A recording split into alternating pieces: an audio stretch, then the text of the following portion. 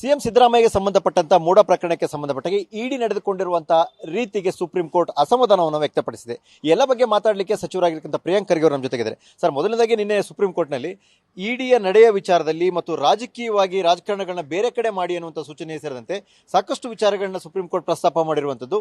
ಇಡೀ ಪ್ರಕರಣ ಹೇಗೆ ತನಿಖೆ ಹಾದಿ ಹೇಗೆ ಹೋಯ್ತು ಅನ್ನೋದನ್ನ ಬೆಳಕು ಚೆಲ್ಲುವಂತ ರೀತಿಯಲ್ಲಿ ಇತ್ತ ಅಂತ ನೋಡಿ.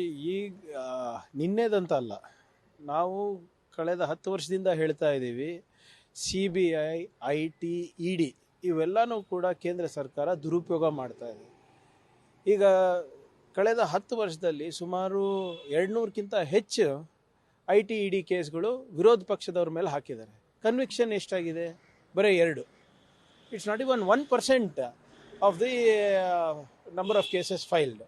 ಸೊ ಇದು ಏನು ಎತ್ತು ತೋರಿಸುತ್ತೆ? ಇದನ್ನು ಅವರು ದುರುಪಯೋಗ ಮಾಡ್ಕೊತಾ ಇದ್ದಾರೆ, ಅವರ ರಾಜಕೀಯ ಬೇಳೆ ಬೇಯಿಸ್ಕೊಳ್ಳಿಕ್ಕೆ ಅಂತ. ಆಮೇಲೆ ಅದನ್ನೇ ಇವತ್ತು ಸರ್ವೋಚ್ಚ ನ್ಯಾಯಾಲಯರು ಉಲ್ಲೇಖಿಸಿದ್ದಾರೆ. ಸೊ ಭಾಳ ಸ್ಪಷ್ಟವಾಗಿ ಚೀಫ್ ಜಸ್ಟಿಸ್ ಅವರು ಏನು ಹೇಳಿರೋದು, ನೀವೇನಾದರೂ ರಾಜಕೀಯ ಮಾಡಬೇಕಾದ್ರೆ ಜನರ ಮುಂದೆ ಹೋಗಿ, ಜನರು ತೀರ್ಮಾನ ತಗೋತಾರೆ. ಆದರೆ ಇಂಥ ಸಂಸ್ಥೆಗಳನ್ನು ನೀವು ದುರುಪಯೋಗ ಮಾಡೋದ್ರಿಂದ ನೀವು ಏನು ಈ ಸಂಸ್ಥೆಗಳ ಸ್ವಾತಂತ್ರ್ಯದ ಬಗ್ಗೆ ಇರ್ಬೋದು, ಏನಾದರೂ ಕಾನ್ಸ್ಟಿಟ್ಯೂಷನಲ್ ಬಾಡಿ ಅಂತ ನಾವು ಹೇಳ್ತೀವಿ, ಅದ್ರ ಮೇಲೆ ನಂಬಿಕೆ ಹೋಗುತ್ತೆ ಅಂತಲೇ ಹೇಳಿರೋದು. ಸರ್, ಹಿಂದಿಂದಲೂ ಕೂಡ ರಾಜಕೀಯವಾಗಿ ಸಾಕಷ್ಟು ಆರೋಪ ಪ್ರತ್ಯಾರೋಪ, ಪಾದಯಾತ್ರೆ, ದಾಖಲೆಗಳ ಬಿಡುಗಡೆ ಹೀಗೆಲ್ಲ ನಿರಂತರವಾಗಿ ನಡೀತಾ ಇತ್ತು ಸರ್, ಮೂಢ ವಿಚಾರಕ್ಕೆ ಸಂಬಂಧಪಟ್ಟ ವಿಷಯ.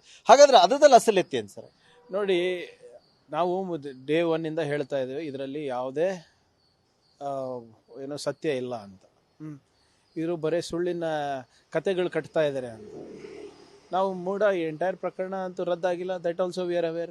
ಆದರೆ ಏನು ಈ ಮನಿ ಲಾಂಡ್ರಿಂಗ್ ಆ್ಯಕ್ಟ್ ಹೆಂಗೆ ಬಂತು, ಇದರಲ್ಲಿ IT ಹೇಗೆ ಬಂತು, ED ಹೇಗೆ ಬಂತು? When there is no proceeds of crime, what are the investigating? ಅದೇ ತಾನೇ ನಾವು ಮೊದಲಿಂದ ನಾವು ಕೇಳ್ತಾ ಇರೋದು. ಇವರು ವಿರೋಧ ಪಕ್ಷದ ನಾಯಕರೆಲ್ಲ ಪಾದಯಾತ್ರೆ ಅದು ಇದು ಮಾಡಿದ್ರಲ್ಲ, ಈಗ ರಾಜೀನಾಮೆ ಕೊಡ್ತಾರೆ. ಈಗ ಇಡೀ ರಾಜ್ಯದ ದಿಕ್ಕು ತಪ್ಪಿಸಿದ್ರು, ರಾಷ್ಟ್ರದ ದಿಕ್ಕು ತಪ್ಪಿಸಿದ್ರು. ನಮ್ಮ ಮುಖ್ಯಮಂತ್ರಿಗಳು ನಮ್ಮ ಸರ್ಕಾರದ ಬಗ್ಗೆ ಮಾತಾಡಿದ್ರು, ನಮ್ಮ ಮಂತ್ರಿಯಾದಂಥ ಸುರೇಶ್ ಅವ್ರ ಬಗ್ಗೆ ಮಾತನಾಡಿದ್ರು.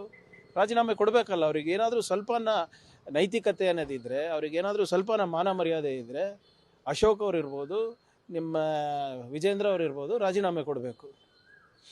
ಸರ್, ಕೊನೆಯದಾಗಿ ಸರ್, ಮುಖ್ಯಮಂತ್ರಿಗಳು ಈ ಒಂದು ಬೆಳವಣಿಗೆಯ ನಂತರದಲ್ಲಿ ಹೆಚ್ಚು ರಾಜಕೀಯವಾಗಿ ಪ್ರಬಲರಾದ್ರು ಅಥವಾ ಈ ಬೆಳವಣಿಗೆ ಆಗ್ತಾ ಇರುವಂಥದ್ದೆಲ್ಲವೂ ಕೂಡ ಅವ್ರಿಗೆ ಇನ್ನಷ್ಟು ಶಕ್ತಿ ತುಂಬುತ್ತೆ ಅನ್ನೋಂಥ ಚರ್ಚೆ ಕೂಡ. ನೋಡಿ, ದುರ್ಬಲನೇ ಆಗಿಲ್ಲ ಅಂದರೆ ಪ್ರಬಲರಾಗೋದೇನು ಇದೆ?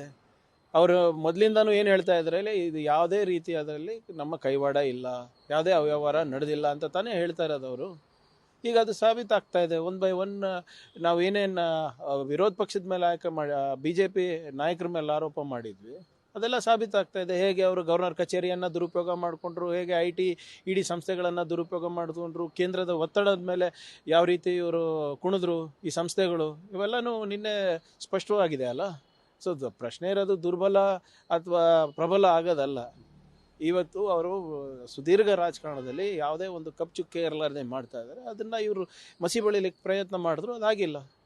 ಈಗ ಪ್ರಶ್ನೆ ಇರೋದು ಸಿದ್ದರಾಮಯ್ಯ ಅವ್ರದ್ದು ಅಲ್ಲ, ಭೈರತಿ ಸುರೇಶ್ ಅವ್ರದ್ದಲ್ಲ. ಪ್ರಶ್ನೆ ಇರೋದು ಇಡೀ ರಾಜ್ಯದ ಮತ್ತು ರಾಷ್ಟ್ರದ ದಿಕ್ಕು ತಪ್ಪಿಸಿದ್ರಲ್ಲ ನಮ್ಮ ವಿರೋಧ ಪಕ್ಷದ ನಾಯಕರು ಮತ್ತು BJP ರಾಜ್ಯಾಧ್ಯಕ್ಷರು. ಅವ್ರು ರಾಜೀನಾಮೆ ಕೊಡ್ತಾರಾ? ಕ್ಷಮೆ ಕೇಳ್ತಾರಾ? BJP ಬಹಿರಂಗವಾಗಿ ಕ್ಷಮೆ ಕೇಳಬೇಕಂತ ರಾಜೀನಾಮೆ ಕೊಡಬೇಕು. ಕ್ಷಮೆ ಏನಕ್ಕೆ ಕೇಳ್ತಾರೆ? ಆಗಲೇ ನೋಡಿ, ಈಗಾಗಲೇ ಚೀಫ್ ಜಸ್ಟಿಸ್ ಆಫ್ ಇಂಡಿಯಾ ಅವರು ಹೇಳಿದ್ದಾರೆ, ಏನೇನು ಹೇಳಬೇಕು ಹೇಳಿದ್ದಾರೆ. ಅದಕ್ಕೆ ಇವರು ರಾಜೀನಾಮೆ ಕೊಟ್ಟರೆ ಬೆಟರ್ ಅಲ್ಲ, ಸ್ವಲ್ಪ ಮರ್ಯಾದೆಯನ್ನು ಉಳಿಸ್ಕೊತಾರೆ. ಇದು ಸಚಿವರಾದಂತಹ ಪ್ರಿಯಾಂಕ್ ಖರ್ಗೆ ಅವರು. ಮತ್ತೊಂದ್ರೆ ಮೂಢ ವಿಚಾರಕ್ಕೆ ಸಂಬಂಧಪಟ್ಟಂತೆ ವಿಪಕ್ಷಗಳು ದಾರಿ ತಪ್ಪಿಸಿದ ಹಿನ್ನೆಲೆ ಅವರು ರಾಜೀನಾಮೆ ಕೊಡುವಂತೆ ಸೂಕ್ತ ಅನ್ನುವಂಥದ್ದು ಸಚಿವರು. ಮತ್ತು ಕ್ಯಾಮರಾ ಪರ್ಸನ್ ಶ್ರೀಕಾಂತ್ ಜೊತೆ ಸುಕೇಶ್, ಪಬ್ಲಿಕ್ TV, ಬೆಂಗಳೂರು.